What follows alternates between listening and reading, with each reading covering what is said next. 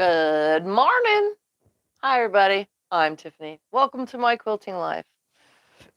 It is breakfast time. It's time to eat Santa Claus. Santa, Santa, Santa. Oof.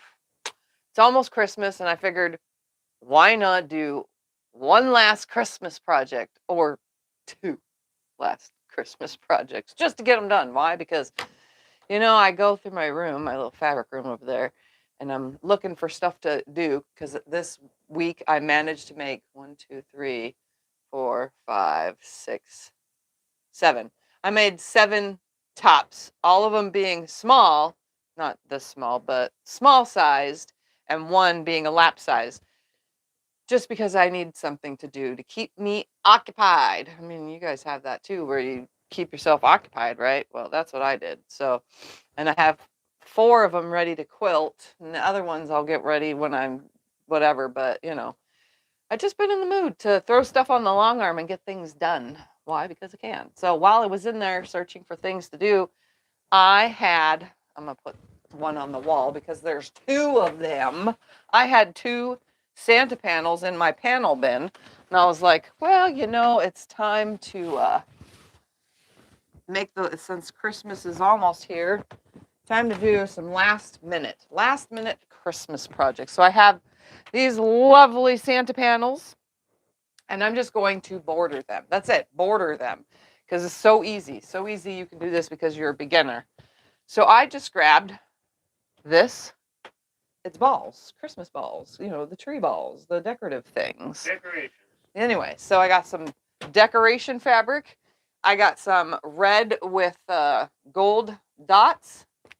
I grabbed a green candy cane because, see, it matches the green. Okay, and then one will get this fabric, and the other one is going to get black with snowflakes because, well, there's black in the panel, so why not? So that's what we're going to do today is make 2 panel quilts that are just bordered. So simple. You guys could do this. We don't have to make any blocks or anything. We're just going to cut and add borders, make it lap size or whatever we can from it, or hanging on the wall size, whatever. We're just going to have fun. So let's see who is here. Since I didn't get that far, I ended up talking first. We got, let's see, Rachel, Lilmore, Catherine, Tammy, Lori, Sue, Danelle, Marion, Rebel, Roe, Lauren, Sue, Vicky, and plenty more. Good morning, all 123 of you watching. All right. Oh, we don't need those. We're just going to stick this over here and that over there. I'm going to take a drink of water, and we're going to get started by trimming the panels, both of them, at the same time, or else my mind won't remember, 15 minutes from now what the next one is going to be, size-wise, that I trim it to. But we're going to go ahead, and we're going to start with the fabric cutting straight thing. A lot of people have been asking. There is a video on my channel of how to cut fabric straight. So we're going to start by showing you this. Here is the selvage, both selvages. I got one in one hand and one in the other side of my fingers. So between my fingers, if I go like this, do you see that wrinkle? I do. Okay. But I'm up close. That means your fabric is not straight. So you take your fingers and have them on each side. I have my thumb grabbing and first finger grabbing the one side of the selvage, and my middle finger and all the other fingers for the other side. And I just use my thumb and my first finger to adjust the side that's closest to me, back and forth. I'm literally just running it back and forth until it is perfectly straight. And my selvage is perfectly straight, and you see no folds.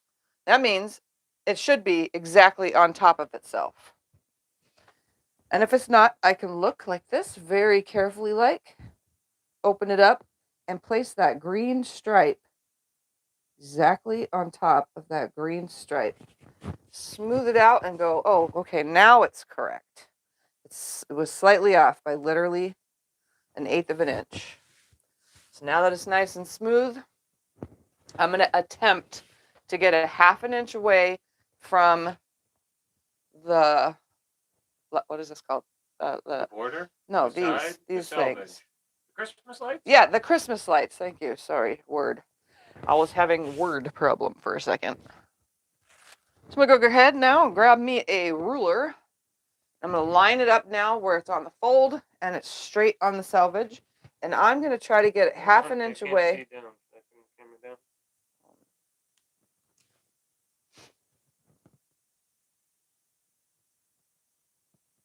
Now they can see. I'm going to try to get a 1/2 inch away from the outer side of the bump that's on the Christmas lights. You know, the string part. Of lights. So I'm straight right here at the fold. I am straight on a line right here at the selvage. Both, it looks like I'm going to cut all 2 layers at the same exact time. And there's one side. I'm going to very carefully turn the whole thing around, place it onto my line on the cutting mat. Now that it's nice and straight, and we're going to come to this side and do that same thing. I'm going to line that 1/2 inch mark. And then all the way at the tops of every single one of these. That's straight, that's straight. So it looks like I'm at 23 1/4. 23 1/4 is how big this panel is going to be. And those 1/4 inch marks don't honestly matter when it comes time to put all the borders on, because we're literally just putting borders on. I'm not measuring any math. So 23 1/4. And to make sure you got it all, you can actually just take this piece and go, if it's one solid piece, then you got all the layers. All right, so 23 1/4. And then I'm going to take the top off, which is the selvage. I'm going to try to do it right at the selvage. The dots are not on the line of the selvage, so that's good. I'm going to line the fold up on a line on my cutting mat. There. It's nice and crisp on the line. And it looks like it's here. All right. Let's go to the 1/4 line. How about that?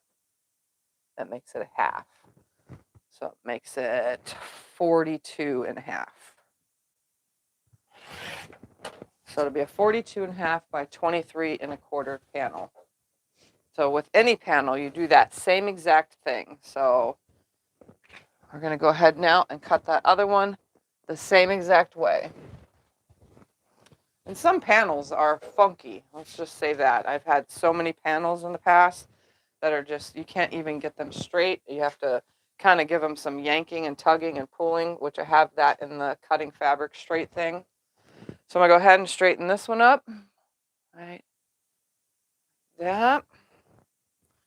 Going to open it up slightly right here and see if that green line landed on the green line, and it did. Use my fingers to adjust. And it's not even straight on that side. There we go. And I'm going to do that same thing. 1/2 inch from the top of the thingy. Line up that top. Nice and straight. Nice and straight. Cut that. Turn the whole thing. Put it on a line. Right here. There we go. That's nice and straight. And we're going to cut it 20. What is 23 1/4? That's what it was. 1/4 mark right there. And 1/4 mark right there. I want to get the most out of my panel. You don't have to do these kind of things. I got both layers. Good. Turn it. Put the fold on the line. There. Just like this. And we're going to cut at 21 1/4, which gives me 42 1/2. Oh, and if you want to know what this panel is, it's not very old. Jolly Old Saint Nick by Shelley Kaminsky I'll just hold it up. They for can see Henry it. Glass. Neither one of us would read it. Yeah, I butcher people's names all the time. There we go.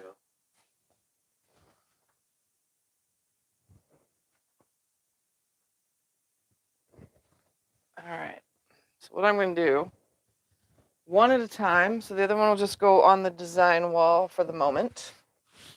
Nice and crooked. Here he is. And number one, we're going to start with this fabric, the candy cane fabric, and the red fabric. So I think I'm going to do decorative balls first, and then the red, and then the green. That's what I'm going to do. Or I can do green first, then red, then decorative balls. That's what I think I'm going to do. Right there. Because the candy canes are smaller than the balls. And in my brain, I see the smaller print fabrics closer. And then obviously I'm separating the two prints with a solid, pretty much. Or it reads solid. And then the bigger print on the outer side. Bigger prints are always best for outer borders. So that's what we're going to do. So we're going to go ahead and start cutting. I think we're going to do 3.5. No, let's do 4-inch. Yeah, we're going to cut 4-inch. Karen says do the green, then the balls, then the red. Green, I don't want to put two prints next to each other. Yeah, it doesn't look right. It's got to be separated. Okay. Yeah. In my brain. I need We all do it differently. You can put your borders on your panels however you would like. All right, I'm going to go ahead and cut a straight line here of my candy canes. I need to see it. And I'm going to cut 1, 2, 3. I'm going to need 4. 4-inch strips. And I'm going to repeat this process for panel number 2. 4 4-inch strips? Yep, 4. Okay. 4-inch strips. So I'm going to cut 8 total because I'm doing 2 panels, but 4 for this one. So there's 1. We're trying to grow it quick, so we're doing bigger size borders. 2. Although the one I only have 1 yard to work with. The other one I have like 3 yards or 2 yards. 3. And 4. Okay, so here's for one of the panels, and we'll cut 4 more for the other panel that are 4 inches. 1, 2, 3, and 1 more. If they're all ready for Christmas. Are you guys all ready for Christmas? I am ready for enchiladas, is what I am ready for. One lady's making tamales. One lady's making some of tamales. Yum. All right, so since I only cut the selvage off on the top and the bottom of this, this should be, with the selvage off, hopefully the same size. I'm going to cut the selvage off the candy cane real quick, see what size it is. If so, if not, then I have to piece them. We're just going to see. I can cut it exact, actually. I cut it at 21.25, didn't I? I did. So I'm going to put the fold on the line and come over and cut 2 of these at 21.25. Then they will be exactly the same size that they need to be. There's 1. Actually, I need to cut 4 of them because there's 2 for that panel too.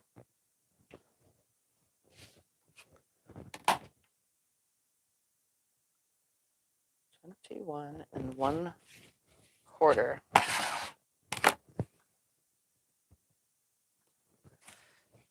Keep it flat.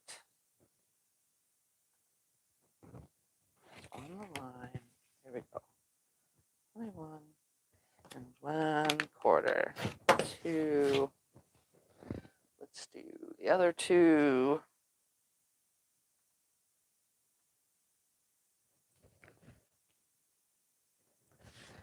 Put that fold on the line.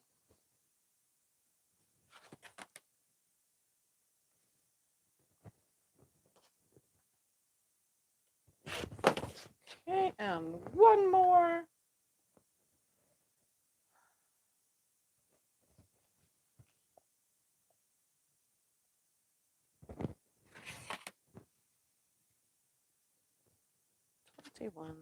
One 1/4 gives me 42 and a half. Not all fabric is going to be equal either. So like this print was not all are going to be the same size. So some of them you'll have to piece and do it that way. All right, so that's 4 of those. These we will cut when we know how big those are going to be. All right, let's do these panels.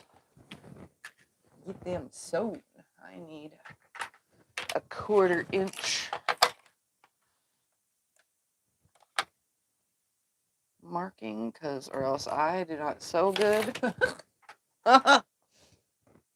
When it's tiny pieces, I can, which is the weirdest thing. Tiny pieces, I get that 1/4 inch seam like amazing. But when I'm doing long seams like this, it's never correct. All right, I'm not going to pull, tug, or anything, and it should end up the same. I mean, it's going to stretch. It always does. So I'll align when I get about halfway down. Get that end lined up.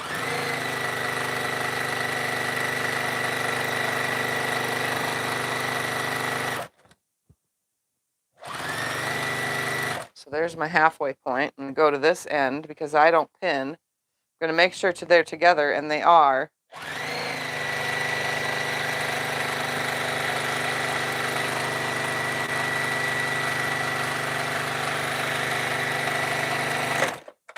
And see, exactly the same size on both ends.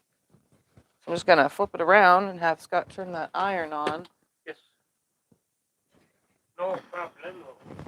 It's fine. Busy? Yep.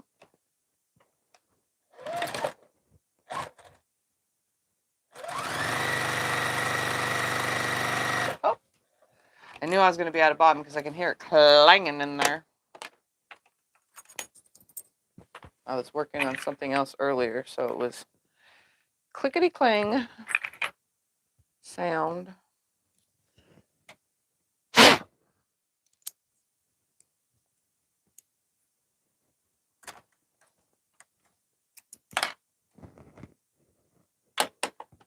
Are the kids coming home for Christmas? Are the kids coming home for Christmas? That would be a big fat N-O.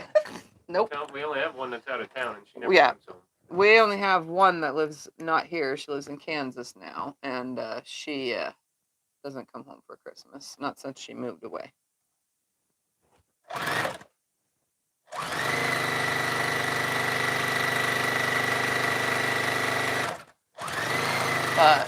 So Alexa is obviously probably going to do some kind of friend thing. Because that's what she did for Thanksgiving. She told me all about it and showed us the food she was making and stuff. And then Damon and Gabby are going to Gabby's aunt's house. And Maxine and Kelsey are going to Kelsey's parents.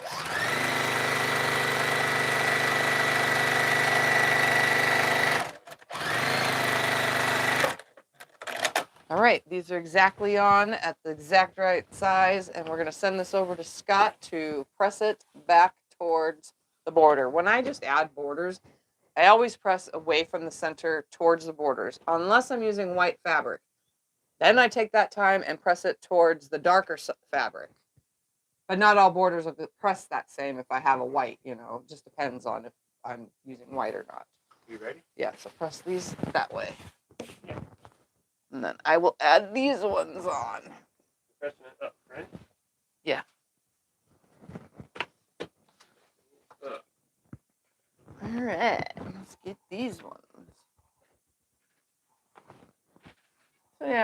kids this year. It's gonna be a friend Christmas. It's going to be a friend Christmas this year. And that's okay. It just means more enchiladas for Scott and I.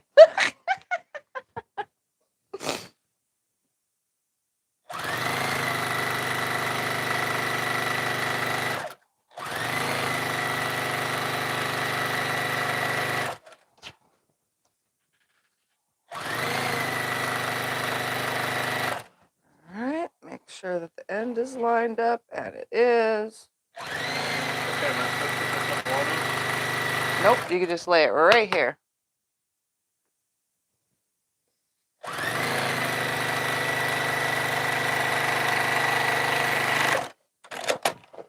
Right. One more side for this one, and then we'll do the tops and bottoms and start cutting the next border because we're just making it up as we go. And nobody ever said it had to get bigger as it goes either. It could be big, medium, bigger, or it could be medium, small, bigger. You can put your borders on however you want. Nobody ever said it had to be one way or not.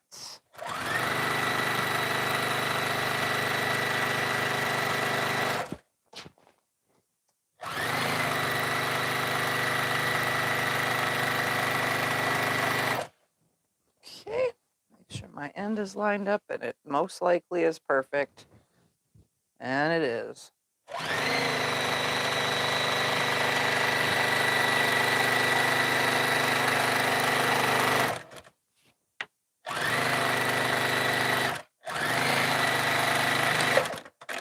All right, there's another one for you to press. Now we're going to take this and we are going to see how wide this is. I'm going to use my cutting mat for this. We are at 30 inches. Look at that, an equal amount.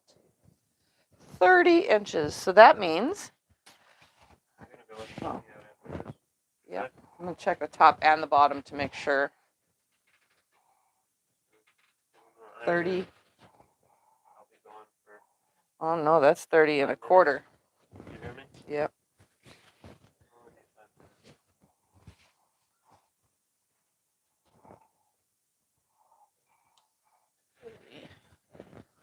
And an eighth-ish.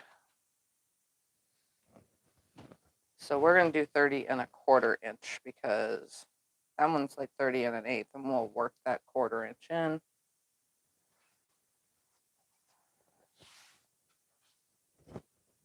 I'm going to go ahead and cut all these at the same time. I'm going to measure those two as well, and then just do that roundabout number.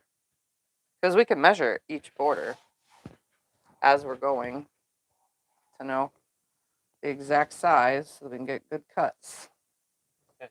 You just want me to leave this over here? Nope, I'm going to measure this one. They should be exactly the same.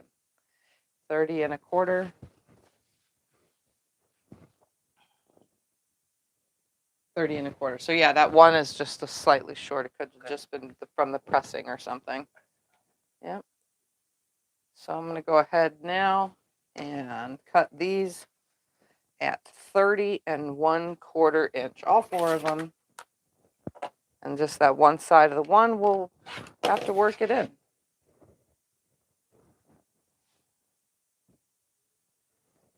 Oh, he has the iron on. Good, because I'm going to press these real quick. If I can.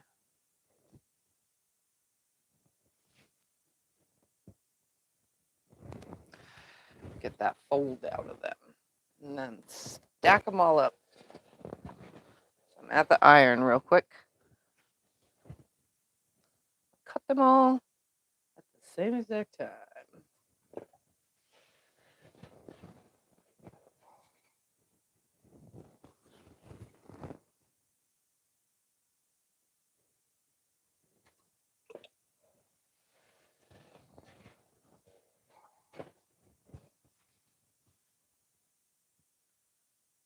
Okay, one more to press.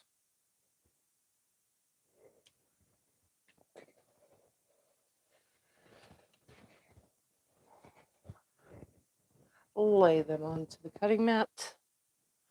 I'm going to cut a nice straight edge with all of these stacked. over here. And we're going to come over to 30 1/4.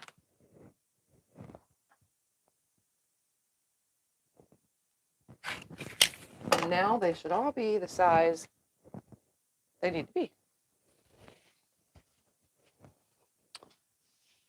And just because I am right here and I can, I'm going to go ahead and clip them all on and then sew them all on. That way I'm not just grabbing one at a time. This is why I don't clip though usually, because it takes too long. All this extra stuff. But if I don't, then this video will go so quick I will have nothing left to do. One more pin on there. Or clip. Let's put one more clip over here too. Turn it around. This looks so cute with the candy canes around it. Line it up. Clip it on.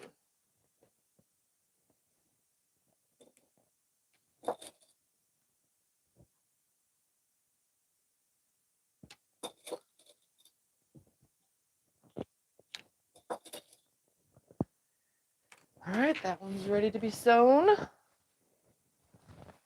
Yep, I just threw it out of the way. The clips are holding it there.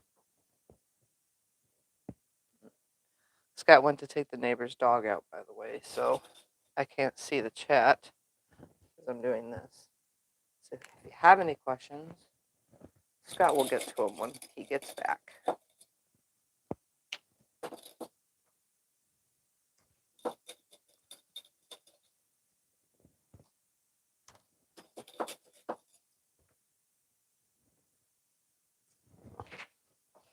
Oops, let's add another one there. Turn it around. And I could have used pins or clips. It's the same. You don't have to do one or the other. There's no rule saying you have to put pins in or you have to use binding clips. Binding clips are loud and heavier than pins, though, but pins, if you throw things around, you're going to end up stabbing yourself. So the clips are more safer on that aspect. All right.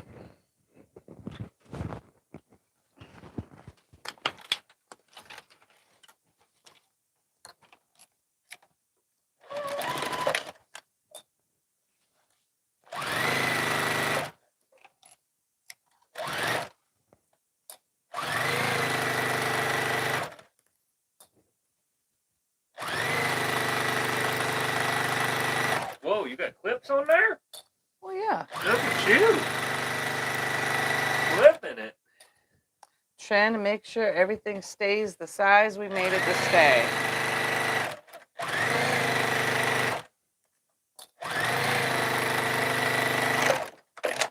All right, we got one on there.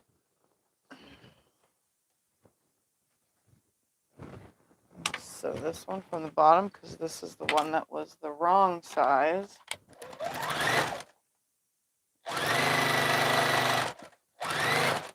Only reason why I know is because it was more wrinklier. It was an 1/8 of an inch off. So the fabric that we want to be smaller, even though we cut it to a bigger size, we need the fabric you want to be smaller on the top, and the one that you got to suck in at the extra fabric because it's, you know, an 1/8 of an inch or a 1/4 inch too big. That would go on the bottom. So the feed dogs take that in a little bit faster. And if you give it a slight tug, just slight tug, not a lot, just slightly, it'll work it in there better. So if you're a beginner and things are happening that way, just slightly, just a slight tug, not nothing horrible, not yanking anything. All right, this one is on. Oh, do I iron? Mm-hmm.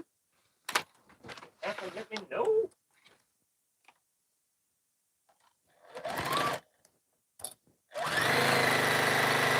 Making your way like I did before?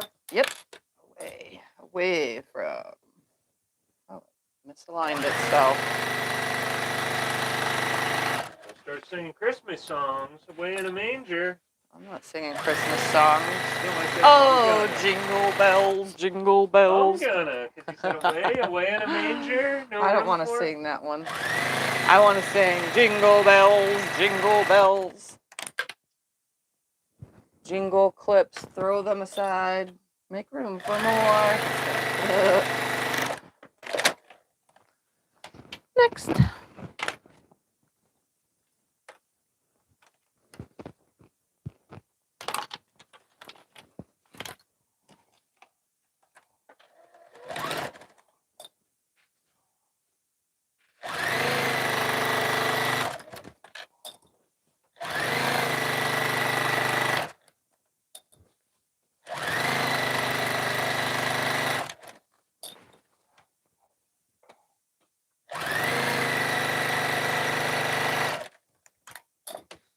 Okay, there's another one down. There's another one down.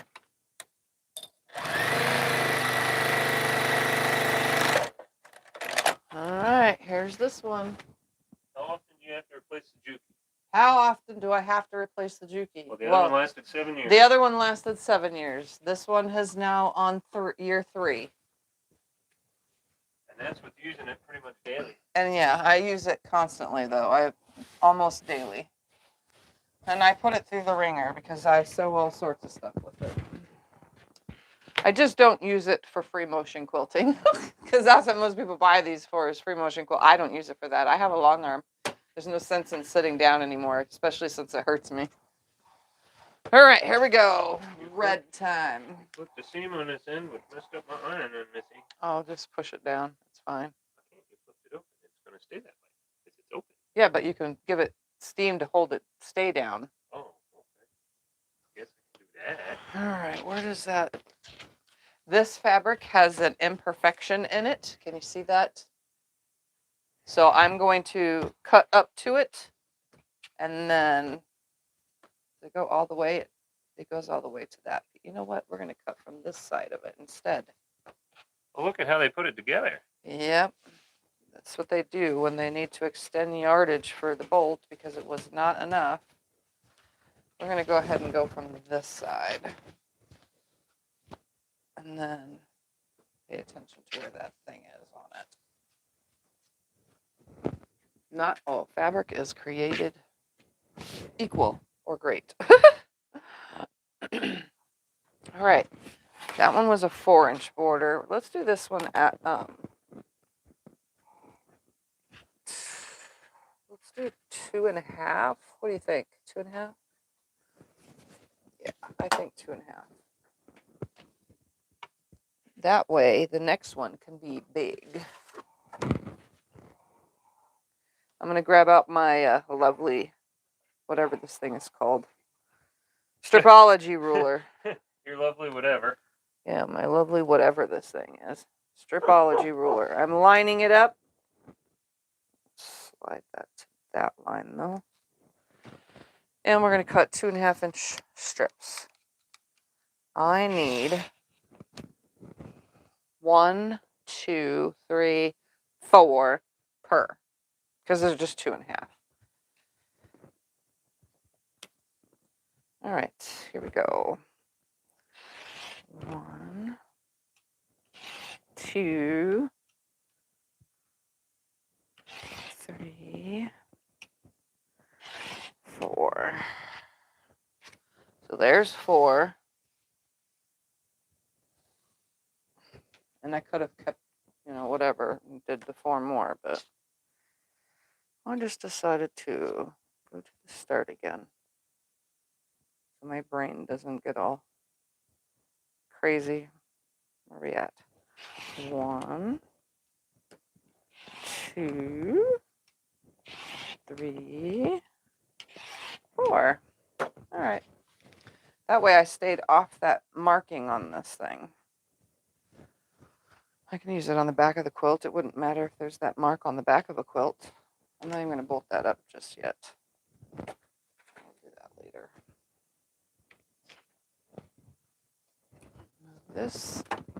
the next border will be a big one. Yeah, this should be plenty. I have to hook these together now because this fabric is definitely not the width of fabric that the other ones are.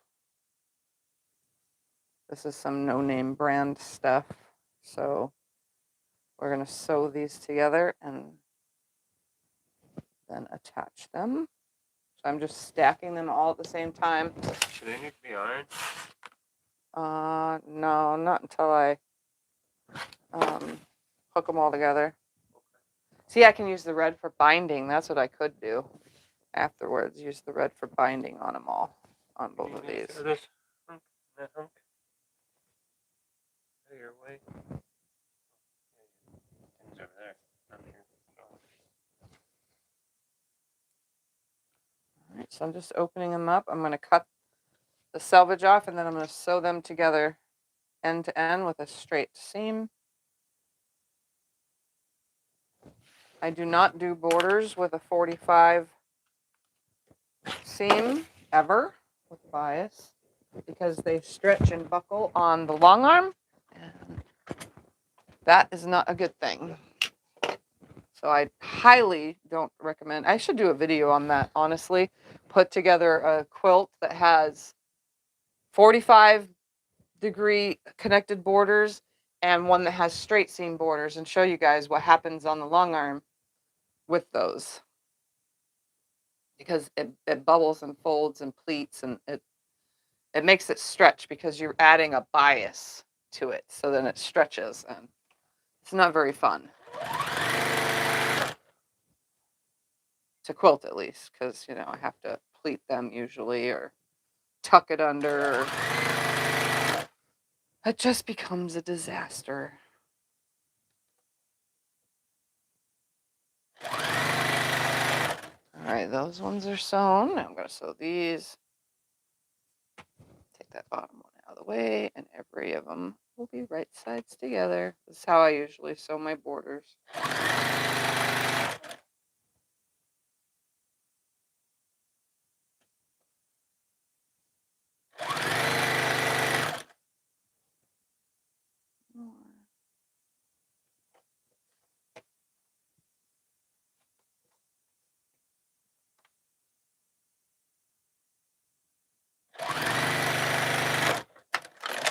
Okay. So here's for one long continuous strip, and then this is for the other little quilt. One long continuous strip. I'm going to give them a quick press. Move this over here. Just a quick press and put those seams back and make sure that the whole thing is flat so that we can cut the... I'll press this one and you can press the other one. What's the size of your stripology? My stripology ruler is big. We can't find it no more. We've tried to.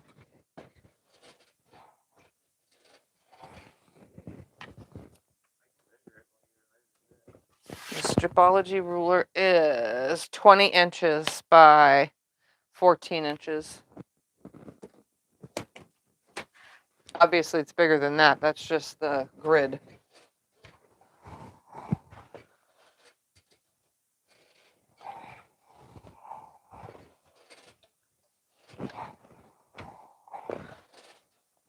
All right.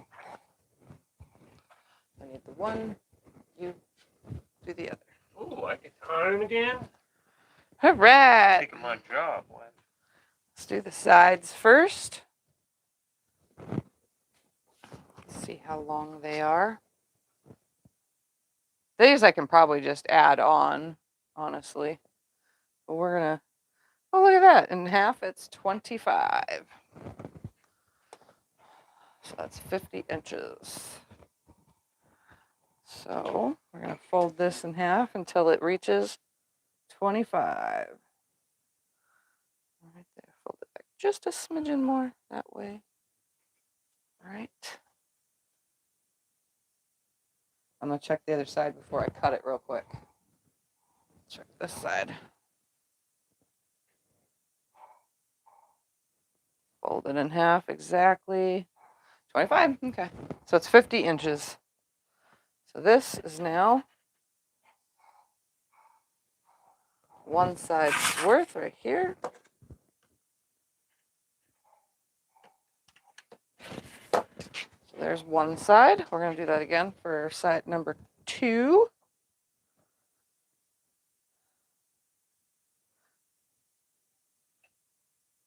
Put the fold there.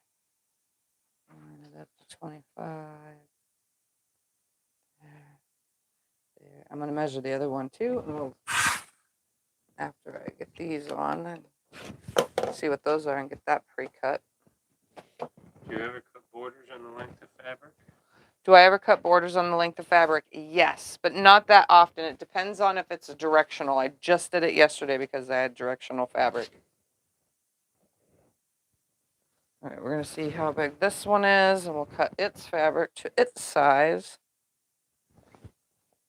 Should be exactly the same, 50 inches.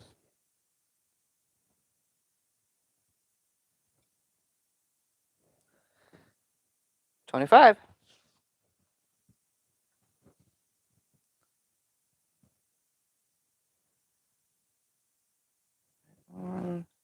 That fold, turn it into a crease, 25.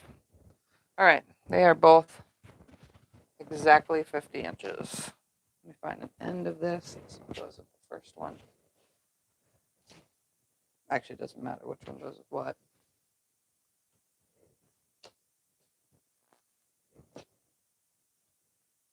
That, 25. Fold it. There we go. Do you think those panels would work for door hanging? These panels would work for door hangings.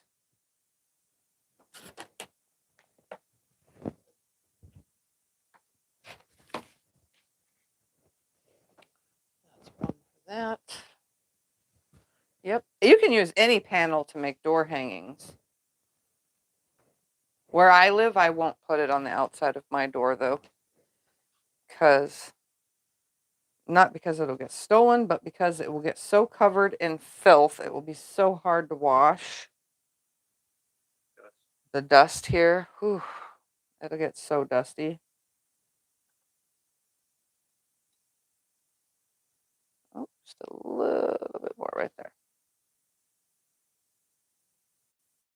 That's on the fold, that's on the cut. Yay. All right, that goes with that quilt.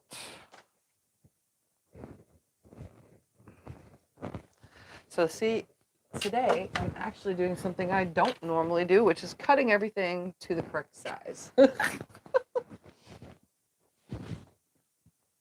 would you do final quilting on a panel? That's my word. How would I do final quilting on a panel? Well, you can go 2 ways, an all over on a panel, or you can take the time and do individual stuff. I have long arm quilting videos on quilting panels on my channel if you want to check some of those out. Sometimes I quilt them all over. Sometimes I accentuate what's in the panel and do color changes and everything. So it all depends. And honestly, when it comes to, oops, I was veering. When it comes to an all over,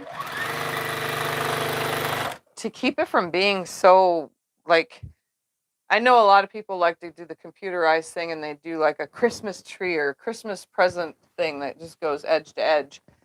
Honestly, that's too much because you don't really see the quilting. You're trying to see the panel. My personal loop-de-loops, we just do loop-de-loops, or a meander. That's all a panel really needs, really. Which is probably what I'll do on these. Probably loop-de-loops because of the Christmas light thing. You know, and make them a little bit oddly shaped so it's like a tangled mess of Christmas lights. Instead of doing a complete loop, it will be shaped like a light.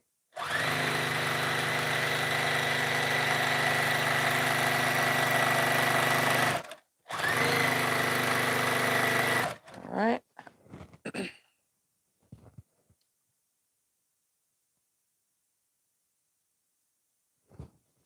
Okay, for some strange reason, this fabric is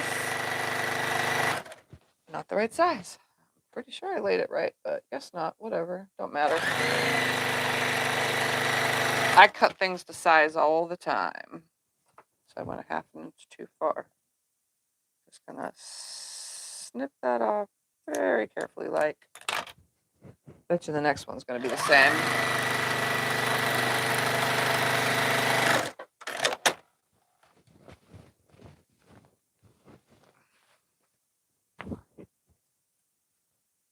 I'm just gonna sew borders on from now on the way I normally do. No sense in measuring it out if it's not gonna be correct.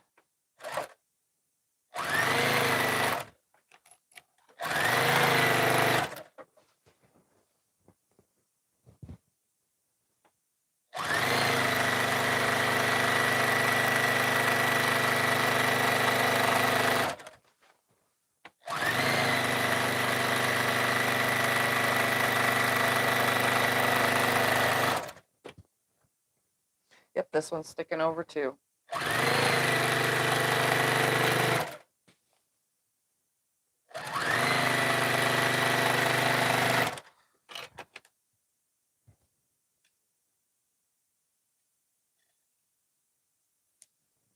Perfect.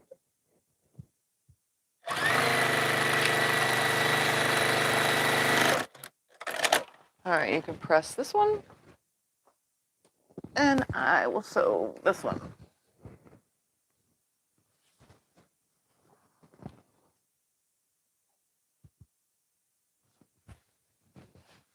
Sewing it back, right? To the other? Huh? Yep, Ironing pushing it towards back. the red, yes. Iron. If this one hangs over, it's just this red fabric, then I cut it round. You're doing a good job. Doing a good job.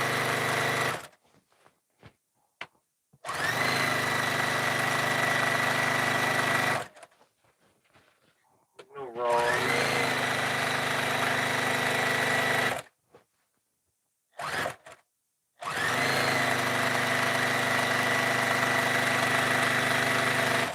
Yep, sticks over about the same.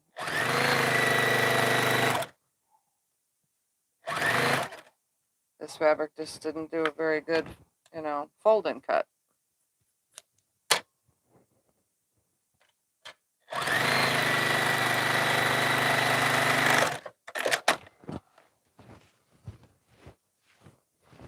I will just sew the borders my own way. Why? Because I'm the long arm quilter on here, and I don't have a problem with the way I normally sew borders. When I go to measure things to size, that's when I have problems. Yes, do it your way.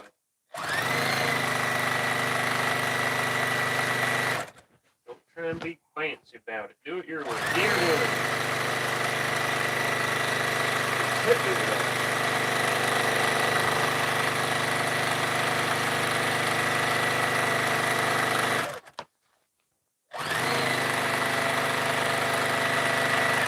Got done with that one too? Pretty much. Just gotta cut this off.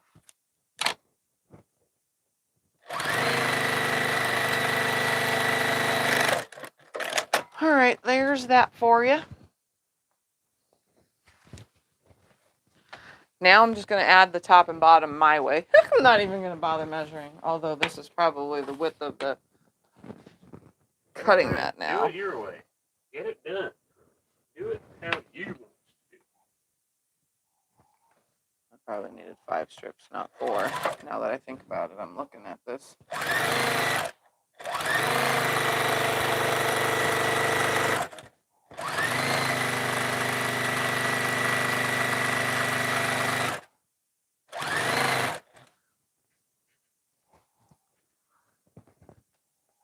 Yep.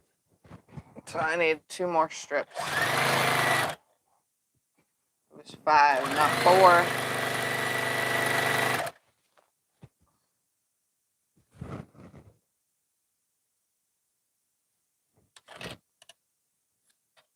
Actually, I can do 1 more strip between the 2 of these. That's what I'm going to do.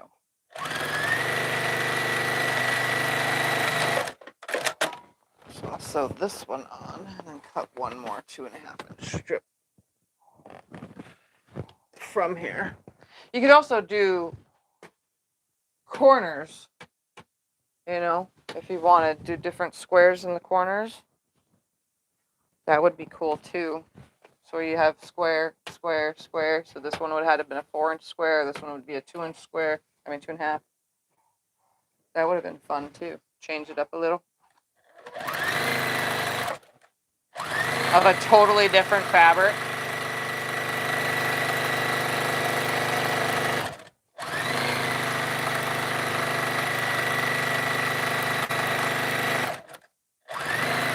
Do you have a certain type of thread and thread weight you piece with? Do I have a certain type of thread and thread weight I piece with? I prefer 40 or 50 weight for piecing, and it really doesn't matter the brand as long as it's not the small spools of Orifil. My machine does not like the small spools. It likes these medium spools of Essentials thread until they get really down. Then it starts having issues, and it definitely loves these giant spools here. Connecting threads? Yeah, there's the Superior. This one is actually Quilter's Choice thread, but I also get Signature thread that you can get a Superior. I also get the giant spools of Orifil thread, and all sorts of different colors. So this one is the 40 weight, and this one's the 50 weight. Yeah. Yeah, this one's 40 weight, and this one's 50 weight. Yep. So it's different, the color on the top. The oranges are usually 50 and the yellow is 40. But then I also use Omni V. Like here's an Omni variegated. It's cotton. I can't use it on the long arm. It makes quite the disaster. You know, and then I use off brands as well. It doesn't matter as long as they're big spools. Are they all cotton? They're all cotton. I use cotton thread for piecing, polyester for quilting. Never use glide. And that at the quilting I use glide thread, Get it from the local shop. which I get from my local quilt shop. All right, that needs to be pressed. I'm going to cut one more strip off of here. That's 2.5 inches. What is this one? Yep. I'm going to re-straighten that because I folded it up, and Which one? whatever one doesn't have pressed border. What do you mean? I pressed the border in the boat. I don't know which border. The red border. Come on. Stop doing that, Tiffany. Oh, you mean the side, the top and bottom? Uh-huh. Okay, then that's this one. Don't stop it. I don't know. All right, this one. Did I do that on purpose? No, I did not.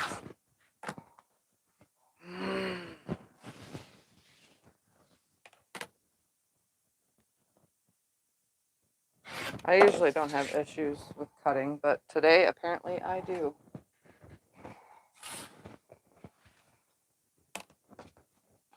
It's okay, honey. You're doing good. Take your time. You got plenty of it. All right, I'm gonna cut the selvage up, and then this should be enough to do that.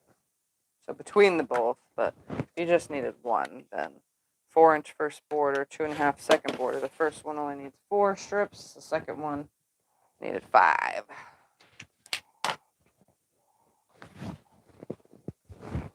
So I'm literally going to piece this onto this.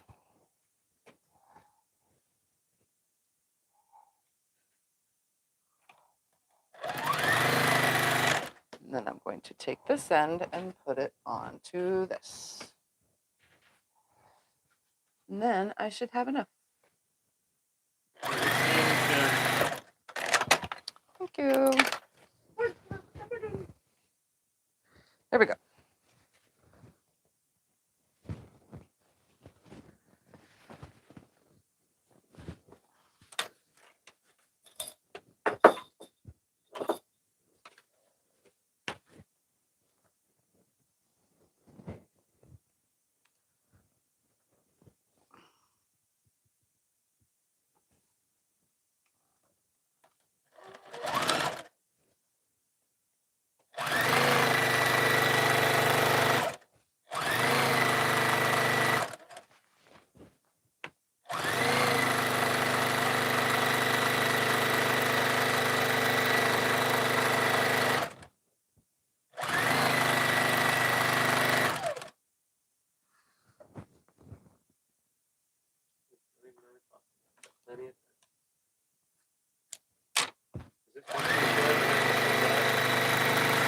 what? Red piece way over here on the floor?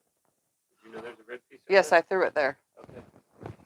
It's gonna get cut down to a different size because it's a crooked cut. Oh. I just threw it and it was supposed to land here, but it went to the floor instead. Okay. Then I'll leave it there. Okay, other side.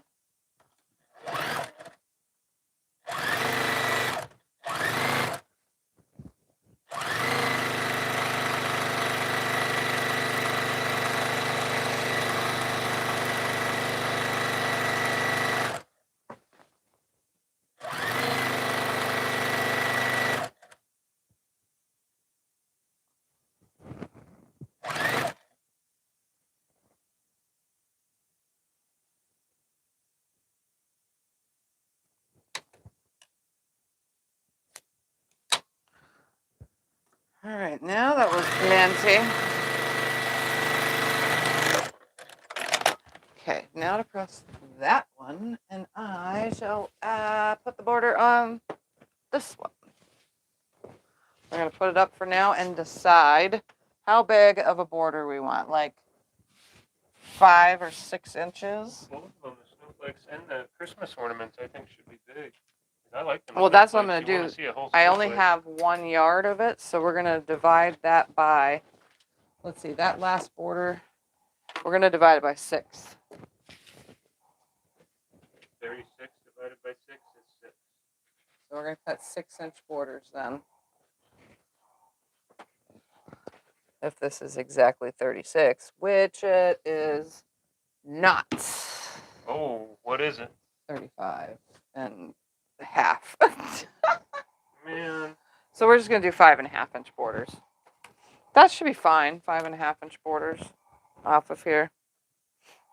It's a half an inch off. That sucks. Let's make sure I got the whole thing. Yep. 1 long continuous strip. Perfect. Really, it's just slightly off. Do 5.5-inch. That's fine though. Yep. Too short.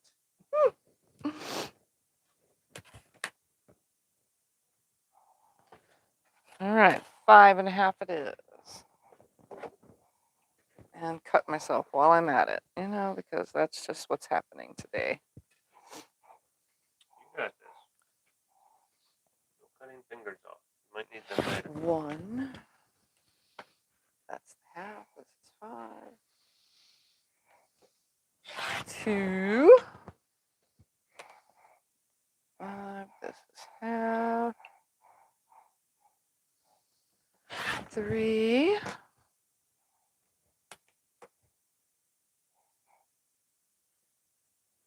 4.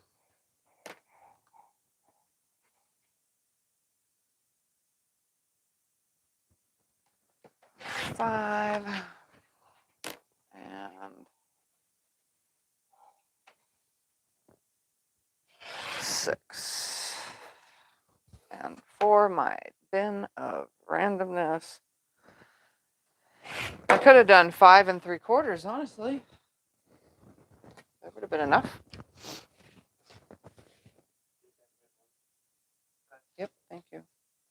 All right, let's cut the selvages off, sew these into a nice super long strip.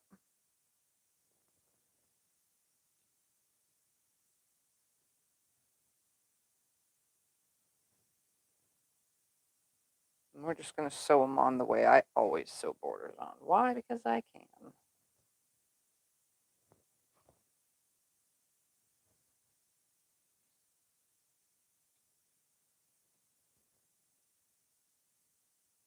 stacked them all upside down, didn't I? Except for the 1, which makes them all equal.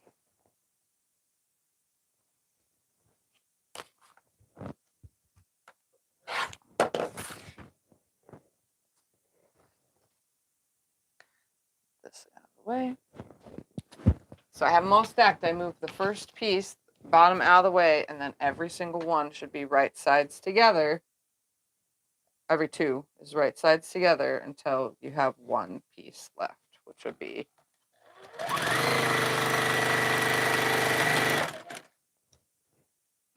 outest border, since I long arm quilt the outest border, I always back stitch at the start and the stop of piecing the border together. Keeps it from falling apart at the seams before I get to the long arm. Just a tip. And if you have like a pieced border around something, you have a bunch of 2.5-inch squares all the way around, do a stay stitch all the way around the whole entire thing before you send it to your long armer, or before you even quilt it yourself, because you're going to be moving it around and adjusting it, and those seams can pop right open. Whether you have a 2.0 stitch length like I use, or a 2.2 or 2.5, they'll pop open. They always do. I just long arm quilted one for someone who's popped open 500 bazillion times all the way around, but that was okay. I was able to stitch it, and they only popped open slightly, but I'm not computerized, so I don't have to worry about it. As long as I tack it down, I'm good. So there's no computer for me to not be paying attention and catch them. But it's better if they are stay stitched. All right, this one just needs the seams pressed, and we're going to cut the 5.5 inch off of the decoration balls, which are called Christmas cheer. This.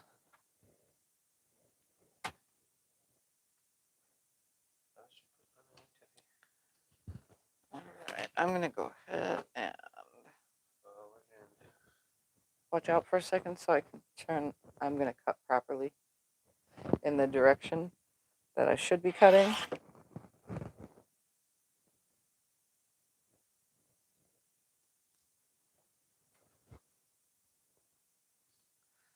Line it up on the line and cut 5.5. There's half here, right there. That way both of these are exactly the same.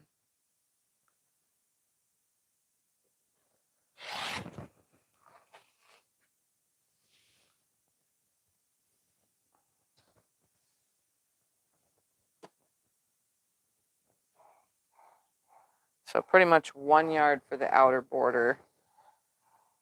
1/3 yard for the second border. And how many inches did I use? 1, 2, 3, 4, 23. That's about 2/3 of a yard for the first border. 2/3, 1/3, and then 1 yard for the last one is what I'm doing here. And then a 23.25 inch by whatever inch, 42-inch panel. Uh,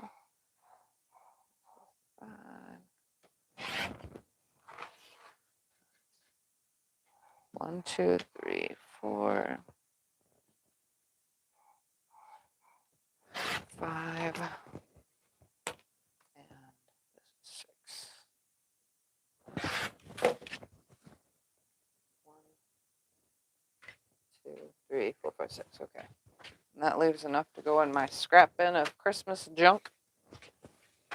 Does your strips ever bow where it's folded when you cut? Do my strips ever bow when it's folded when I cut? Well, I use, since you guys are facing down, and this is what's here. When my fabric is folded, like in the beginning where I showed you how to fold the panel, before I even bolt it, I have an obsession, an OCD with ironing and prepping my fabric to go on the comic book cards or the magazine boards. So when I fold it, I always align my selvage, do that test with the fingers that I showed you on the panel, which is how to cut your fabric straight video. I adjust it, then I press it, create the first crease, and then I do that same thing when I fold it again. I align it so that it's not crooked like this. Can you see that? I align it again. and then make that second memory crease before putting it on here. Once I do that, when I go to cut my strips, I use the lines on the ruler. I always line them up with that fold on the top. So the fold is always away from me. I don't start at the selvage because sometimes the selvage ends up a little crooked. Not all fabrics are created equal. So I put a line right there and measure, and then I make my cut like this. And when I open my piece up, because I've already pre-preparated my fabric, and you can do this when you buy it fresh too, just line it nicely, and you don't have to make the creases, but you do have to fold it nice. When I open it, see, one straight piece. If I put this right there, line that right there, it's straight all the way down. I have no puckers, folds, or anything. It's just one continuously straight piece. It just has folds in it from purposely ironing them in there so that the fabric stays. And I do that with every single fabric that I bolt up in my room on magazine boards. I spend a lot of time, if you ask Scott, he'll tell you, I spend a lot of time in there prepping fabric so that it can be put on the, magazine boards and nicely put on the wall. I have that severe OCD. As soon as any fabric comes in, I straighten it up and cut everything nice so that I don't get bows in my fabric. I learned in the beginning because then when I first started, I always had bows in my fabric. And you can get jelly rolls with bows in the fabric as well. Like, there is a lot of companies out there that, there's bows in their fabric. That's not, their faults per se. It's just, it wasn't straightened out. They just pulled it right off the bolt and put it there, and everybody knows right off the bolt is not straight, no matter what company. All companies have not straight. Are you kidding me? Maybe it was too thick. Yeah, it was too thick. That's 12 layers, but I did just change the blade recently, so it should have cut through them nicely. There we go. Just did the other one, and it was perfectly fine. This fabric must be thicker. All right, pull that bottom piece out of the way. I'll close that blade. I tapped my pinky finger right here with it, and it's like a paper cut when you tap your finger on a blade. And it's so irritating because paper cuts end up itching, and it's so hard, especially on a pinky finger. That's my own fault, though, for leaving the blade open. When I'm doing my own thing in here, when the camera is off, I hurt myself constantly because I'm not trying to make sure that everything looks right for the camera in my brain. I'm just doing the wild and crazy. But when I'm on camera, I'm like focused. I'm trying to show you guys things. I'm trying to be calm and concise. Not all willy-nilly. I'm not doing things all willy-nilly, like Scott says. So I actually don't hurt myself as much on camera. And that's why when you guys come on, when I film a video and you see all those burn marks on my fingers and stuff, it's because, I did that off camera, and then, okay, now I can film and then film that. And I had all those cuts and burns. It happens all the time. Off camera, I'm a klutz. I fall off the chair. The chair goes out from under me. It gets stuck over here. Like, everything happens off camera. Except for the thread unthreading. That always happens on camera. Although today it's doing pretty good. Now that you mention it. Now that I mentioned it, knock on wood, it stays good.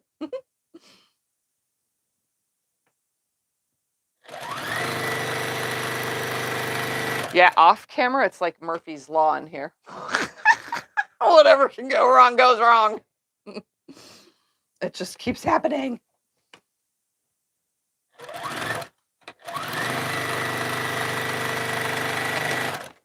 But that's okay. I still love what I do, and I keep going. Even if I was to chop my hand off, I would probably still figure out how to sew.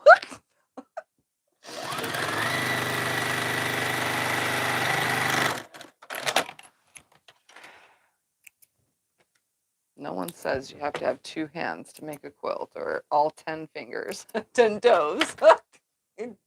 All right, there you go on that. Well, then take this one. That one's all yours. Gotta leave me some ironing board if you want me to iron. Okay, here we go. Let's hope that this amount was enough to go all the way around. 6 strips. Find Because out, right? it's all I have. If it's not enough though, I could just rip out whatever and then what's the word for it? Add cornerstones, in the 4 corners. I can do that if I have to. It should be plenty though, since I didn't measure.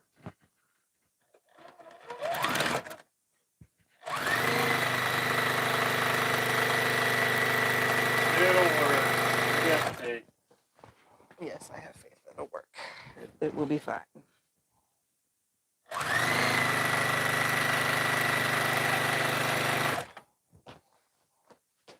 If he's doing it, it'll work.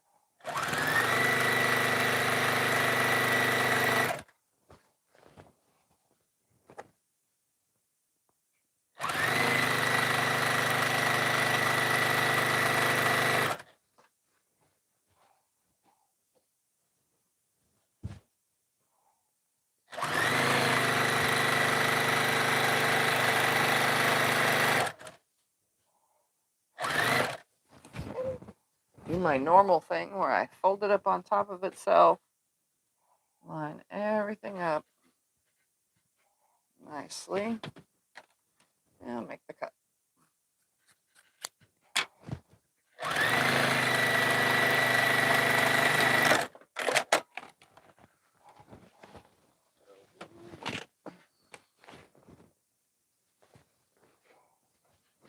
Alright, and I have this thing about going to the opposite side, so the same amount of seam is on each side. Bad habit, but it actually works for me because I don't like when the seam lands right here. It literally is right here. It drives me nuts, but that's okay. This is the second border. This is the third border, so I would definitely want these to land not next to an edge.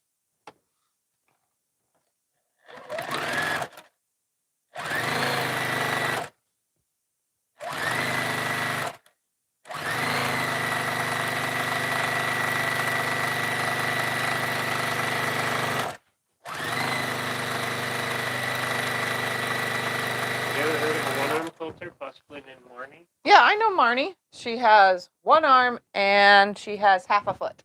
And she's quilting. And she quilts.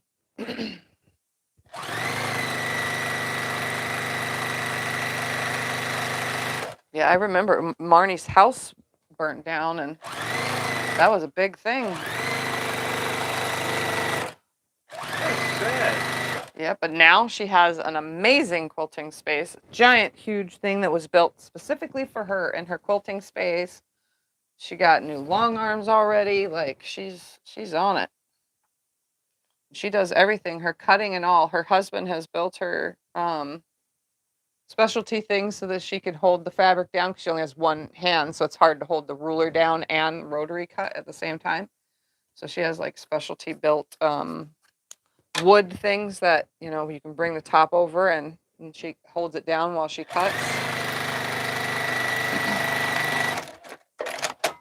Like, it's pretty awesome. All right, let me go ahead and finger press just the edges. And then I'm going to see where this seam will land. I go to this side.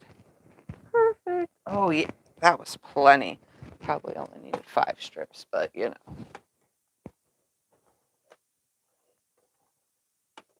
see if I can go in my Christmas scraps.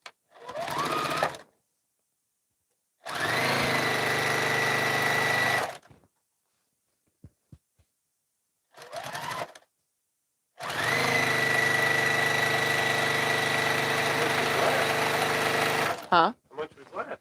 Oh, there's plenty left. Oh. There'll be at least 13 to 15 inches left. Okay.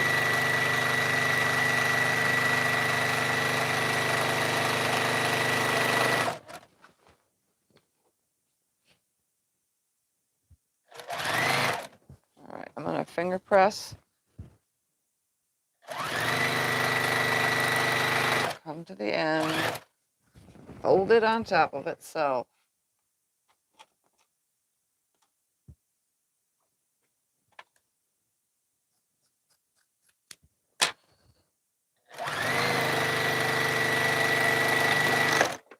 When I do my top and bottom borders, I always backstitch on the top and bottom borders. All right, switch it to the other side. So there's the same amount of seam on each side. Maybe there'll be more like 20 inches left. I don't know, something close.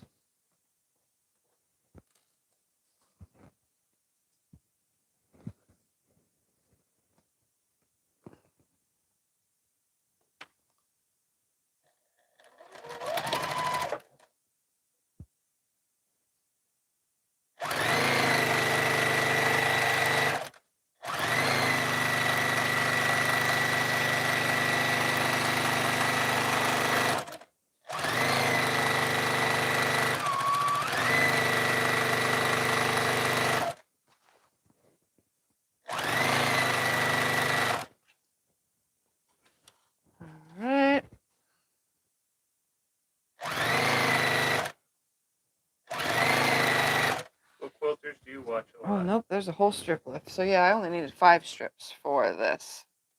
So I could have done 6-inch strips with 5-inch. Easy, yeah. Yeah. You would have plenty. Yep, I would have had plenty. What quilters do you watch? What quilters do I watch? Well, here's the thing. I used to watch everybody all the time, but then I realized I was never getting anything done because I am a YouTube channel as well. So I need to get things done. And there are a lot of people that I watch that also come on at the same time as me, and so on and so forth. So I kind of stopped watching all the time. But if you go to my YouTube page or Explanation Friends, and you go, but if you go to my YouTube page and you don't know nothing about it, you're just on Tiffany's Quilting Life. If you go all the way to the bottom of the main screen, there is a list of all the people that are my friends. So we got Becca, Ian, well, Becca from Sew Becca, Ian off Kilter Crafter, Teresa Louise I Quilt 2, Eric from Treasure Heart Creations, Beth from Goody Goods, T from T Quilts, Tracy from the Sewing Channel, and then Laura Lynn from Mom and Pop Quilt Shop, and Donna from Handmade by Ying with Donna. Those are the main ones. And then I watch Tucker's Sewing and Creations when he does post videos. He hasn't in a very long time. And a couple other ones, you know. I watch Marnie, but those are my main channels that I watch. And then Di from Sister Chicks Quilting. I watch hers all the time too when they come on, as if I can catch it, you know.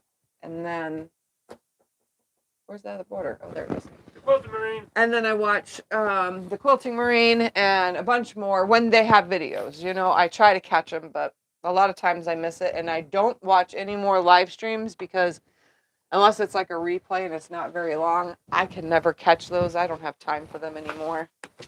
But I used to have it worked out perfectly, but then I felt like I was never spending any time with Scott, and I was always in here, and I was always doing something. So now I just, you know, I just do my thing, record my videos, and when I can catch a YouTube video, I catch it.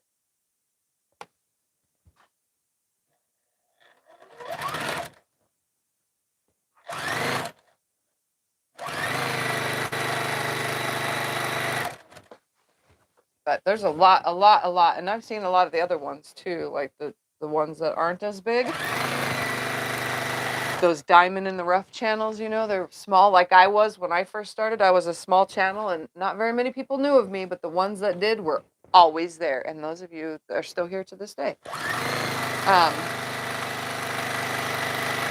So it's not always about the big channel, like, you know, Missouri Star and Jordan Fabrics and Fat Quarter Shop. You can find a lot of smaller quilting channels that have amazing information to offer everybody.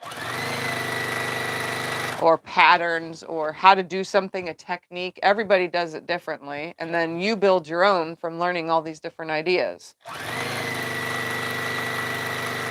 I started doing my own thing before the video thing was a thing for quilting videos, or at least before I knew about it, because YouTube was there, but we only watched it for how to replace something in a car, or how to change something under the sink, or Am I supposed to be ironing when you're doing what?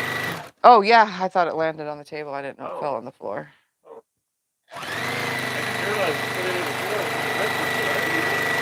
So yeah, there's lots of channels out there, lots of information to be learned from quilting, lots of different techniques. You could do it all just from watching YouTube. But some of the channels are hard to find. Like April's Craft Room used to be called April Story. Instead, it was her name instead of her April's Craft Room. You wouldn't think to type in Dave's Craft Room, but Dave is one of my friends from Dave's Craft Room, and he makes quilting videos. He doesn't make tutorials per se, but he shows you the process that he goes through making his crazily fun, outrageous quilts. So there are a lot of channels out there that are just someone's first and last name.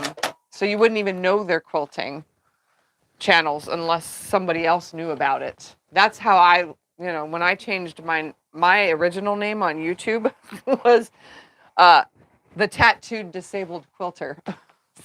Nobody, really? That's a long name. So did I just attach a, okay, I'm on the side. Okay, good. It's kind of hard to find you when your name is Yeah, it's kind of hard to find if your name is long or if it's just your name. We don't know that you are a channel because it's just your name, But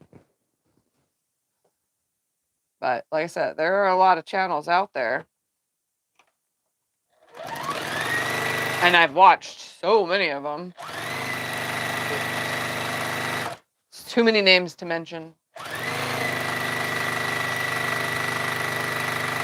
Oh, like Carolina Moore. That's the name of her YouTube channel. So it's really hard. You don't know. There's no quilting in that name, But you guys know her name because she designs patterns and stuff. So it's like, how do you know? I met her in person. She's so sweet. So when I changed my name years ago, it's Tiffany's Quilting Life. So it's quilting is one of the main words in it. Well, that makes it much easier. Much easier to find. Plus nowadays you can type in TQL because people have done it so many times into YouTube now, and it actually pops up with my videos. Really? Your TQL? Yep, just TQL. It pops up with some of my videos, yep. That's nifty. Yeah, I did it one day. I typed in the name of one of my videos and then typed in TQL and it comes right up. I'm like, oh, wow. Okay, I don't even have to type Tiffany's Quilting Life. And I don't hashtag any of my stuff, so I don't understand how it even is findable that way. But it is. Computers. Although you can type in Tiffany's Sewing and it also comes up with me. Not right away. There's a couple other, Tiffany names on YouTube, but the whole purpose of this conversation is to say that there are lots of channels out there. I do watch lots of channels. I am friends in person with lots of people that are on YouTube.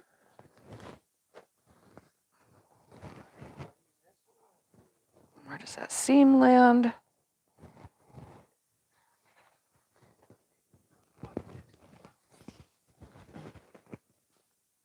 Do it just from the front only, instead of the back. I can't. It will not go down. It goes the other way. Oh, then I'll do it. And then I'll get yelled at. I'll do it. It's no big deal. It will not turn over.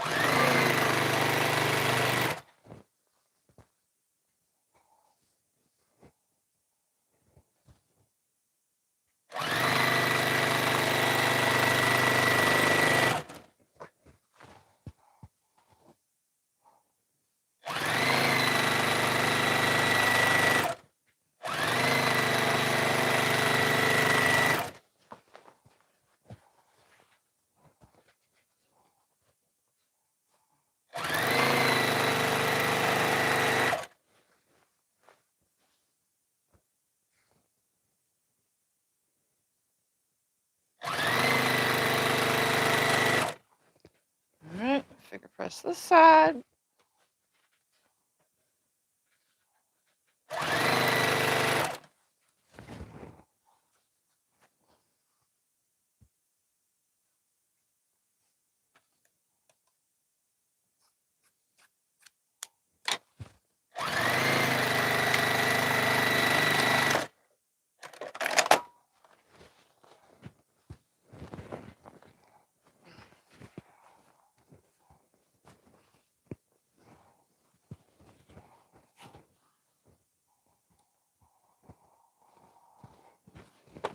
Oops, got to finger press it first.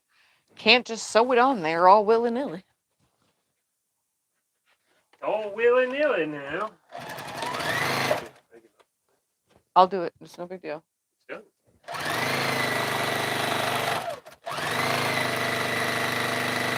Oh, and the bobbin. It's all done. You don't have to do anything. It is done, man. It's done. You search up Tia Help 2010, you come up supposedly. Oh yeah, if you certain things, because there's these things on YouTube. The husband does for me. It's called tags. So if we tag a video with a specific name, other than the title of the video, so if we put half square triangles, and you type in half square triangles into the search bar, you're more than likely to get 500 videos, but somewhere in there will be mine. And you'll find whatever videos I have put the tag for half square triangles. So if you want, just say you want the shoe fly quilt. So you just type in shoe fly quilt. Well, the shoe fly quilt will come up just by typing shoe fly quilt into there, because we tagged the video with it. Even though the video wasn't called shoe fly quilt, it's still in the name of the tags. So you'll be able to find it that way.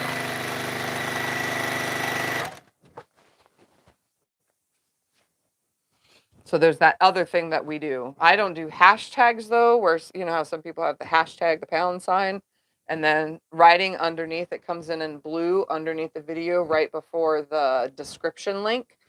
I don't do that. I have a hard time even on Instagram putting in hashtags. Or on Facebook or anything that I use. I don't even think of that. But we do put tags in the videos to make certain words easier, or phrases or something, to find it. So like Monique at Open Gate Quilts has her own. Oh, this seam landed at the edge. I don't like that. So guess what I'm going to do while we're talking. Monique at Open Gate Quilts has a channel called Open Gate Quilts on YouTube. When I put my videos on, because I do the tutorials for it, when I put my videos on, I tag them Open Gate Quilts. Well, you will get her channel come up, but my how to sew the stuff together videos, or the unboxing videos. Does that make sense? So you'll get her channel, but you'll also get my videos. And then other people's Open Gate if they tagged it too.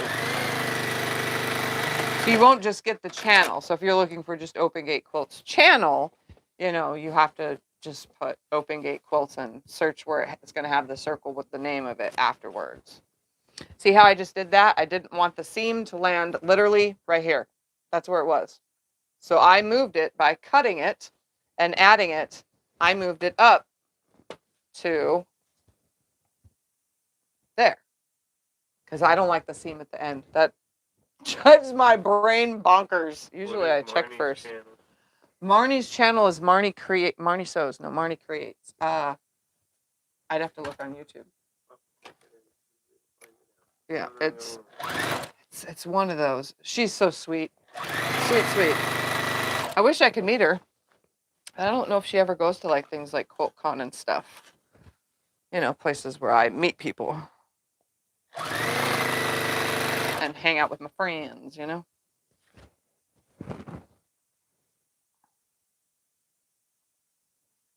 Back to that MARNEIE.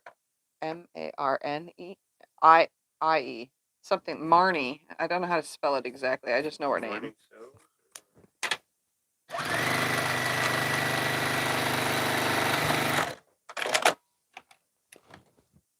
It's on my thing. I have an open. She's not easy to find. No, I have an open. What's the word for it? Hold on, guys.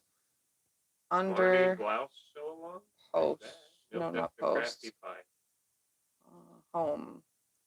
My subscription thing is public to the public of everybody I subscribe to. It's open to the public. So if you were to like go to me and click on who she subscribes to, you would find it.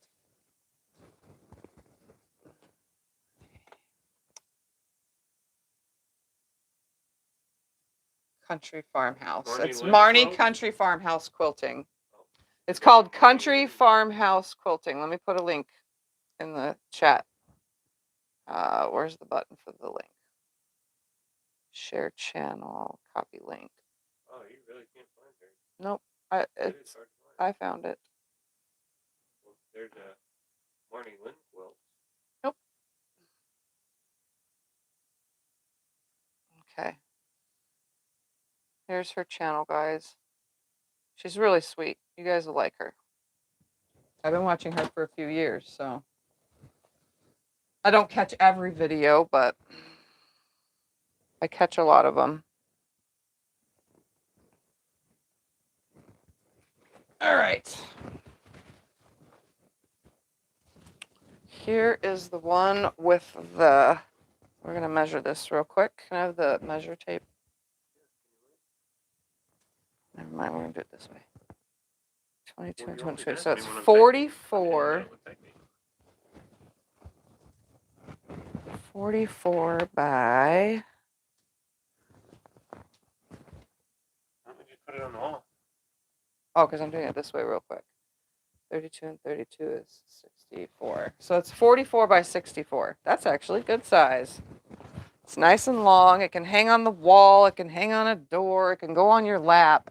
That'd cover a whole door. Look at that. That is big. I'm going to put it behind everything. There we go.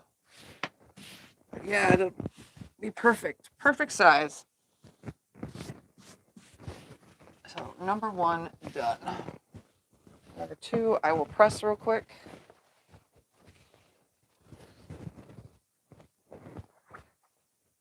Give me 2 minutes to do this real quick.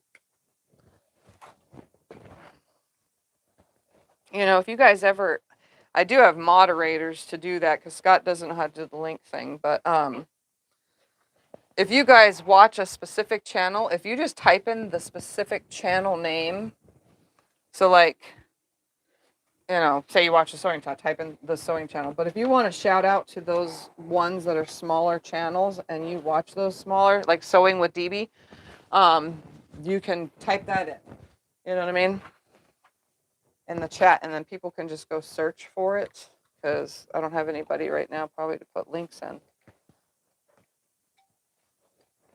And I can't do them all, but you guys can give shout outs to small channels, or if you're a small channel yourself, you know, you can put your channel. I don't know how to do like Becca and Ian do with where your link comes up if you type in exclamation selfie or something. I don't know how to do all that on my channel.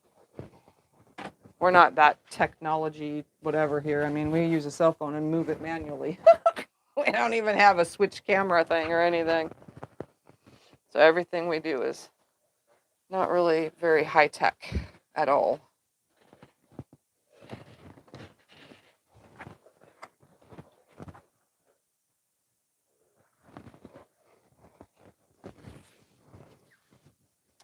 He's easy about things here. Keep it simple. Because quilting, got to keep it simple. So why not keep the channel that you learn from simple, right?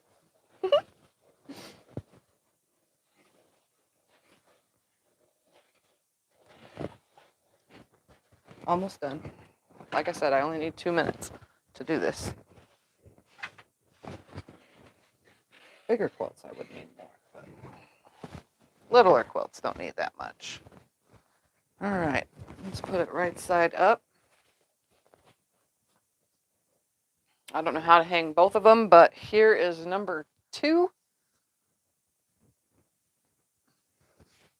stay on top of number 1. Nope. I need it to just hold it. You want me to hold one end? I got an end, you get an end. Here, let's hold it back some so they can see. There's number 2. Oh, I guess you can really see the whole thing. Anyway, because of the camera. Well, I like them both. I thought I'd really like the. Yeah, I like them both snowflake too. one better, This but one I looks like 'em good. both. I like it with the bigger than the smaller than the bigger border on this. I gotta admit, they're both cool. Yeah. I don't know. I thought I'd like this one better Because the black goes with the black with the snowflakes. I just think these snowflakes look cool, but I gotta tell you, this one with the ornaments, Yeah, it looks really good. The ornaments look great. What brings it out? Brings out the Santa. Yeah. Because the peachy color is the same as his big nose hair. Yep. Yep. That is so cool. So that's that. What did I say they were? They were 44 by 64. No, I don't need to measure again. I'm pretty sure I remember 44 by 64. All right, look at that. I got done early today. That means I can eat sooner.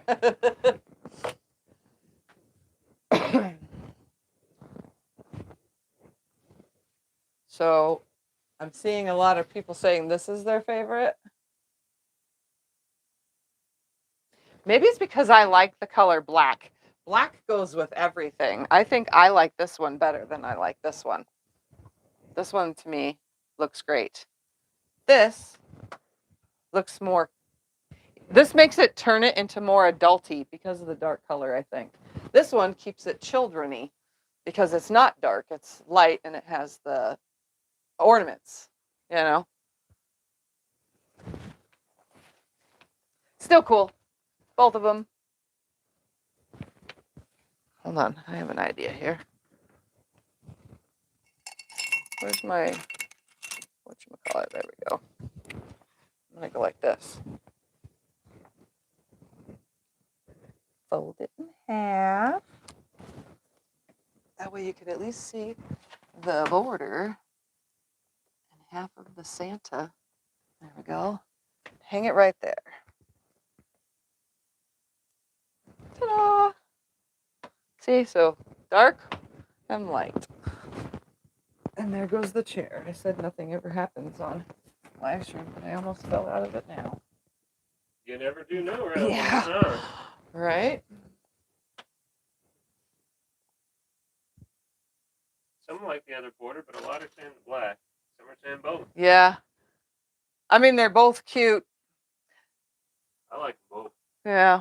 I thought I would like the darker one the best the whole time, and I gotta admit, now that I see them And done, see, I like them both. when I say this is, you know, this is the simplest thing you can do. If you are an absolute beginner, this is the most absolute beginner thing you can do. Buy a panel from a quilt shop, just buy 1 yard of 3 different fabrics, and you can just go around it with that, and you still get something amazing looking as well as functional. You can use it as a lap quilt. You can hang it up on a wall. You can do whatever you want with it. You can, like these, this would go great for twins because, you know, one likes this and one likes this. You know, they don't have to be the same. Or brother and sister or whatever. You know, it goes for anything. It's great. And it's just a panel with borders. But it still is a quilt. You don't have to do any math, technically, because I didn't really. I mean, I did it first. But you don't have to do any math. As long as you cut everything straight and add border after border, all you need to know is how much yardage you're going to need to go around for however many, you know? And there's an app for that. You know, if you keep wanting to add borders, there's an app for borders. So you would just enter the new size every single time for your next border, and what size you want it to be. I mean, it makes it even easier. It's the Robert Kaufman quilting app. And then, bam, a quilt. No need to do half square triangles all the way around or do Christmas presents, because I thought about that yesterday when I chose these. I thought, you know, I could make some Christmas present blocks, which are super duper easy, and put those around. And then I'm like, really? You know, just straight borders. Bam. Great. Quite the effect either way you go, dark or light. It's just how you put things together, and it makes, you know, total sense. It looks great, and it looks like you spend a lot of time, but look at that. I did both of these in under an hour and a half, you know. You know how you're gonna quilt it. How am I going to quilt them? Probably a meander on both of them, and I'm probably going to grab a 108 from my 108 bin and lay them both sideways and just do one, and then keep rolling and do the other, and just cut one piece of batting and have one 108 cut. And both of them will have the same everything. And then I'll use this because it has that ruinedness, and I want to, you know, use it up to get it done. That ruined section, I will cut that out and just do that as binding for both of them with this. See, it finished them both off with the red again. Yeah. It's like perfect. So I don't even have to go dig out any more fabric. I'm just going to use that one since it's a ruined piece of fabric. I love it. Both of them. Great job. Pat on the back. All right, any other questions? Do we have backing fabric for that? Yeah, I could do. Hold on, let me look. It's kind of dark, but I do have a Christmas green. Oh, you do? See? I have a Christmas, like, what is it called? Christmas tree green. For the back of both of these, I'll just go cut some batting, and these can get quilted, and it probably is going to take me more time to iron the backing fabric as opposed to quilting the quilts, because they'll probably take about 20 minutes each to quilt them, because, you know. But then this, since this will be the back side, will look great with red binding. Oh, And so the back and the front will both be It Christmassy. With just a meander, bam, done. See? So quick and easy. And if you don't have a long arm, you know, another thing that looks good on panels, straight lines from top to bottom with panels. Unless the panel has some kind of thing that you can go the opposite way. Or crosshatch, you can crosshatch panels. That looks cool too. All sorts of things, all sorts. I'm just going to meander them because it's quick and easy, and I think it keeps you looking at the panel and the different fabrics instead of looking at fancy quilting. How do you know what sizes to make your borders together? How do I know what sizes to make my borders together? I don't know. I just make them. I don't even plan a size. I just kind of do whatever. You know, this one I said, oh, let's do 4 inches. Oh, let's do 2.5 inches. Oh, let's do 5.5 because I didn't have enough to do 6 on the black one. Even though now I think I did have enough to do 6 inch. Either way, I just choose, you know. Rule of thumb, though, like, for me, rule of thumb, if I have a quilt that's made with 12.5-inch blocks, a bunch of 12.5-inch blocks, okay, and then you're going to put a border around it. I always do, on 12.5-inch blocks, I would do a 2.5-inch stopping border all the way around. I wouldn't do smaller because it would look weird with smaller. So I would do a 2.5 stopping border. So if the background's white, my stopping border would be white. So that way it floats those blocks. Then my next border would be always 5 inches or bigger because the block is 12 inches. So I would want my border to be bigger than 5 inches all the way around. That's my thing. You don't have to. I mean, nobody says you have to do that. Choose what you want to choose for your borders. But I always say it needs to be bigger than a quarter of the block. So if a quarter of the block is, you know, a 12-inch block is the 3, right? 3 inches is a quarter. 3, 6, 9, 10, 11, 12. Yeah. Then you want more than a 3-inch border all the way around the quilt. If on a 12-inch blocked quilt, you know, that's made with 12-inch blocks. With the little mini quilts, those ones are harder to decide because it is a mini block. So sometimes my first border is the size of the block. So if the block finishes at 1.5 inches, my first border is 1.5 inches. And then my second one's like 3. I don't usually go more than 3 or 4 inches though on those mini quilts that I make or wall hangings. But bigger quilts, the bigger the quilt, the bigger the border. That's all I gotta say. And I do add borders to 90% of my quilts. There's only a few quilts that I've ever made that I did not do borders on. And that's just because it was a pattern I was following. And that's just how it ended. And it looked great that way.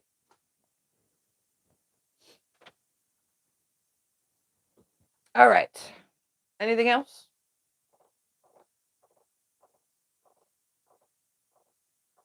Any questions? Ask Any away. questions? Because that gives me 15 minutes to eat something instead of whatever. My stomach's been gurgling. Like, usually I'm not this hungry in the morning, but I could eat like a Whopper, even though we don't have that here. I could eat like a giant burger or a big burrito or something, you know. That's how hungry I am. But we don't have those things here because I have peanut butter and jelly and ham sandwiches or cereal or bacon and eggs. I could have bacon and eggs. Anyways, all right. Well, I don't see anything. I'm going to go. All right, guys. Thank you for watching. Next time you see these, hopefully they'll be done because here's the backing right here. Here's the binding right here. And that shouldn't take me very long to do. Plus, I have all my other little projects too. So I can just get a lot of quilting done. Bye, everybody. See you next time. Sunday. Sunday. For See you Sunday. Sunday. For So Sunday. Oh, which I don't even remember what we're doing there.